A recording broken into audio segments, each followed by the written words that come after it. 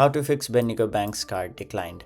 Hey everyone, welcome back to another tutorial video. In today's video, I'll show you how you can fix your Bendigo Bank's card declined. So sometimes when you try to make a purchase and your bank card declines, there are various possible reasons as to why this problem may be occurring. So in this video, we'll talk about a few of them and on how you can fix them.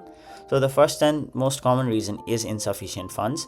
Let's say you just have like $2,345 on your account and you're trying to make a purchase of $3,000.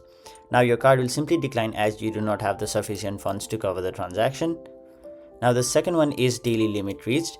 Now let's say you just have a daily spending limit of let's say $1,000 or a daily limit of $500. Now if you tap any more than that, even if it's $1, your card will decline as the daily limit has already been reached. Now to overcome this, you'll have to basically change your daily limit, increase it, or simply wait for the next day. Now the third reason is if your card is blocked or inactive. So to make sure, simply go to the card settings on the bank app, tap on the option card settings, and then make sure your card is active and running. And finally, make sure you do not have any overseas or online restrictions set up on your card. Now once you've done that, if your card is still declining, simply contact the Bendigo Bank support and talk to them and they will help you with your problem further. So that was it for this video. Thank you so much for watching.